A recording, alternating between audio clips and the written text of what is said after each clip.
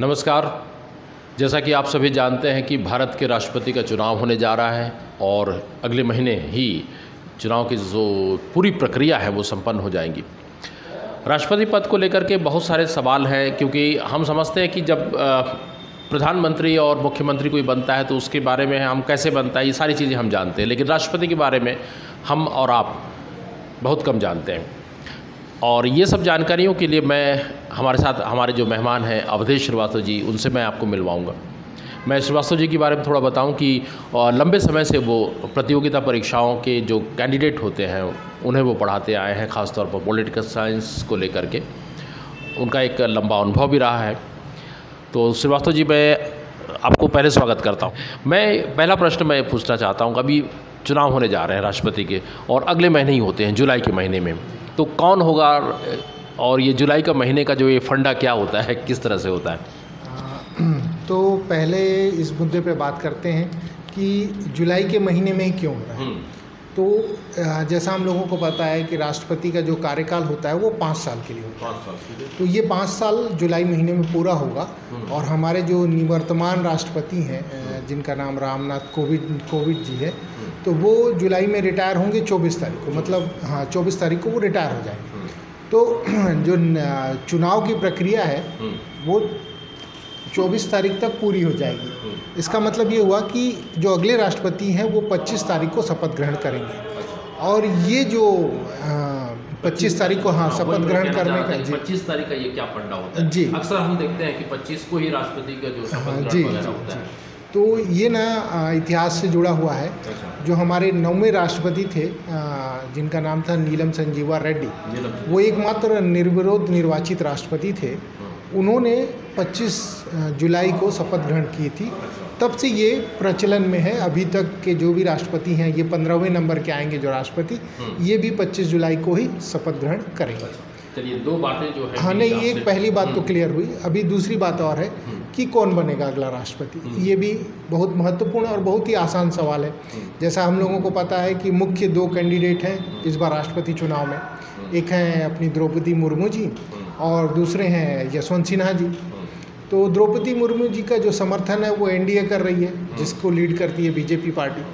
और हमको ये भी पता है कि अप्रत्यक्ष चुनाव में विजेता वही होगा जिसको सबसे बड़ी पार्टी या सबसे अधिक मत मूल्य वाली पार्टी समर्थन करती है।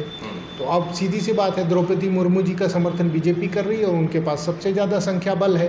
तो अगला जो राष्ट्रपति होगा वो द्रौपदी मुर्मू जी ही होंगी, ये तय हो चुका है। अच्छा, अभी आपने बताया कि बीजेपी की तरफ से द्रौपदी मुर्मू जी आ रही हैं और उधर यशवंत सिन्हा हैं, तो ये दोनों के बीच में अभी राष्ट्रपति पद को लेकर के दौड़ होगी। अच्छा, इसमें मैं एक सवाल ये पूछना चाहता हूँ कि द्रौपदी मुर्मू ही क्यों? ये भी सवाल बड़ा महत्वपूर्ण है। अगर देखा जाए तो द्रौपदी मुर्मू जी ही क्यों, तो यहाँ बीजेपी ने एक तीर से 3 निशाने साधे हैं। 3 निशाने साधे। सबसे पहला, उन्होंने एक महिला को कैंडिडेट बना के वुमेन एम्पावरमेंट, महिला सशक्तिकरण का संदेश महिलाओं को दिया है। दूसरा, वो एक आदिवासी समाज से आती हैं। तो आदिवासी समाज को मुख्य धारा में लाने का भी एक बड़ा संदेश बीजेपी पार्टी ने लोगों तक पहुंचाया है। और तीसरा, वो भी बड़ा महत्वपूर्ण है, द्रौपदी मुर्मू जी आती हैं उड़ीसा राज्य से। और हम लोगों को पता है कि उड़ीसा राज्य में कई बार बीजेपी ने प्रयास किया, लेकिन अभी तक अपने पैर पे बीजेपी वहाँ खड़ी नहीं हो पाई है। तो एक तरह से वहाँ पे बीजेपी अपने कैंडिडेट को राष्ट्रपति बना के उस राज्य को भी संदेश देना चाहती है कि हम कहीं ना कहीं उड़ीसा राज्य के साथ हैं और उड़ीसा राज्य में पैर जमाना चाह रही है बीजेपी। अच्छा, सपोज़ इसमें एक आम आदमी की हैसियत से मैं कहूँ कि मैं एक असाधारण आदमी हूँ। अब सपोज़ मैं राष्ट्रपति बनना चाहूँ तो मेरे में क्या ऐसी योग्यताएं होनी चाहिए, क्या चीज़ें मुझ में होनी चाहिए कि मैं राष्ट्रपति बन सकूँ?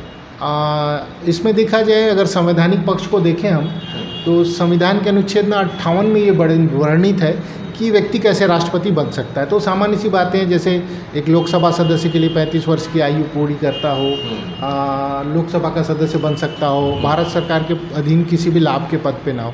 इस तरह की साधारण सी बातें। हाँ, लेकिन ये साधारण सी बातें। जो विशिष्ट बात है वो ये है कि उसको सबसे बड़ी राजनीतिक पार्टी का या सबसे अधिक मत मूल्य वाली पार्टी का समर्थन होना चाहिए।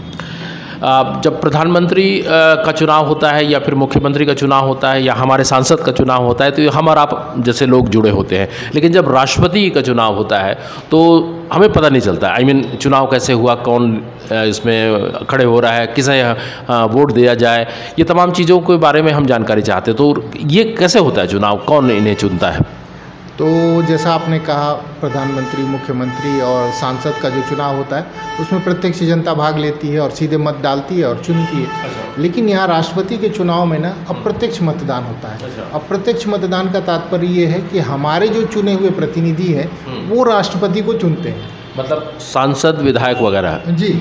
लेकिन यहाँ पे एक ये भी चीज़ महत्वपूर्ण है कि सांसद और विधायक वही राष्ट्रपति के चुनाव में भाग लेते हैं जो चुने गए हैं। अच्छा। नामांकित सदस्य जो भी विधानसभा के या लोकसभा के हैं, राज्यसभा के हैं, उनको मत देने का अधिकार राष्ट्रपति के चुनाव में नहीं होता है। ये नॉमिनेट जो कह रहे हैं वो कौन होते हैं? ये विशेष सदस्य होते हैं। जैसे हम लोग छत्तीसगढ़ थे तो छत्तीसगढ़ की बात करूं तो यहाँ पे 90 विधायक चुने जाते हैं और एक जो है वो इंग्लो इंडियन समुदाय का सदस्य होता है जिसे राज्यपाल मनोनीत करता है विधानसभा के लिए। तो यहाँ पे ना राष्ट्रपति का जब चुनाव होगा तो छत्तीसगढ़ राज्य से 90 विधायकों को वोट देने का अधिकार है। जो नामिनेट सदस्य हैं वो नहीं दे पाएंगे। अच्छा। हाँ, इसी तरह से और भी लोग हैं जो नामिनेट हुए हैं या नॉमिनेटेड होने के जरिए लोकसभा या विधानसभा में पहुँचे, वो मतदान नहीं देंगे। सिर्फ मतदान वही करेंगे जो सीधे चुने गए। अच्छा। कहने का मतलब ये कि हमारे जो सांसद हैं दीपक बैज या फिर विधायक हैं हमारे जो जैन साहब रेखचंद जी, वो वोट दे सकते हैं, लेकिन हेमा मालिनी जो नॉमिनेटेड है मेरे ख्याल से वो नहीं दे सकते, फिलहाल नहीं है। हाँ, वो तो नहीं है। जैसे जयप्रदा वगैरह थी शायद, पहले नॉमिनेटेड थे। हाँ, वो लोग नहीं दे सकते। अच्छा। तो ये किस जगह पर होता है राष्ट्रपति का चुनाव, कहाँ पर होता है? स्थल बड़ा महत्वपूर्ण है। अगर राज्यों की बात करें तो राज्यों की राजधानियों में इसके लिए मतदान केंद्र बनाया गया है। और अगर सेंट्रल या फिर केंद्रीय स्तर पे बात करें तो संसद भवन में चुनाव होता है। अब यहाँ पे ये महत्वपूर्ण है ना कि राज्यों का जो राजधानी है वहाँ पे विधायक वोट डालते हैं और दिल्ली में जो संसद भवन है वहाँ पे सांसद सदस्य वोट डालते हैं। लेकिन ना सांसद सदस्य अगर चाहें तो राज्यों की राजधानी में भी मतदान कर सकते हैं। लेकिन इसकी पूर्व सूचना उन लोगों को देनी पड़ती है, तभी ऐसा संभव हो पाएगा। तो इसमें एक गणित होता होगा, मुझे लगता है कि जैसे हम समझते हैं कि द हाईएस्ट जो होते हैं वो जीतते हैं, तो ये हाईएस्ट कैसे पता लगाते हैं, कैसे, इसका क्या गणित है? दो तरीके से है। इसमें दो चीज़ें महत्वपूर्ण है। पहले जैसे हम लोगों ने इस पे बात की थी, वो ये है कि अप्रत्यक्ष चुनाव है, और दूसरा ये कि इसमें ना एकल संक्रमणीय मत के जरिए चुनाव होता है। तो पहले बात करते हैं मत मूल्य की। मत मूल्य की बात करें तो विधायकों का और सांसदों के मत मूल्य की गणना की जाती है। जी।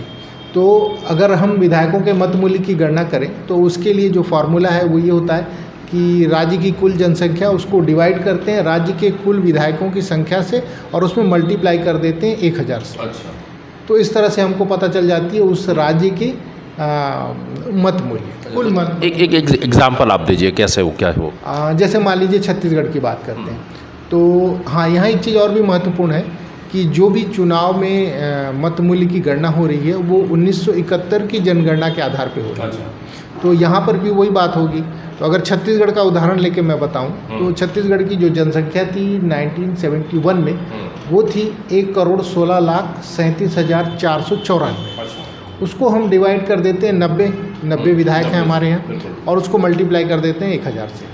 तो ये आ जाएगा 11,610, यानी छत्तीसगढ़ विधानसभा का जो कुल मत मूल्य है वो 11,610 है। इसी तरह से अलग अलग राज्यों के लिए अलग अलग होगा। अभी क्यों अलग अलग होगा, तो स्वाभाविक सी बात है, वहाँ की जनसंख्या अलग है और विधायकों की संख्या अलग है। तो इस आधार पर हर राज्य का जो मत मूल्य है वो अलग हो जाएगा। अब इसी के आधार पर सांसदों के मत मूल्य की भी गणना करते हैं। अब बात करते हैं सांसदों के मत मूल्य की गणना कैसे होती है। तो पूरे राज्य की विधानसभाओं के मत मूल्य का योग निकालते हैं, टोटल करते हैं, तो उसको फिर ना कुल निर्वाचित सांसदों की संख्या से भाग दिया जाता है। तो हमको पता है कि अगर लोकसभा और राज्यसभा के निर्वाचित सदस्यों की बात करें तो उनकी कुल संख्या होती है 776। तो राज्य के विधानसभाओं का जो कुल मत मूल्य है हमारे देश की सारी विधानसभाओं को अगर मिलाया जाए तो 5,49,474 होता है। अब उसको कुल निर्वाचित सदस्य जो हैं लोकसभा और राज्यसभा की वो 776 हैं, तो उनसे अगर हम भाग दें तो वो आता है लगभग 708.85। तो ये हो गया एक सांसद का मत मूल्य। अब उसको कुल सांसदों के मत मूल्य से अगर मल्टीप्लाई करें तो ये आ जाएगा कुल सांसद सदस्यों का मत मूल्य।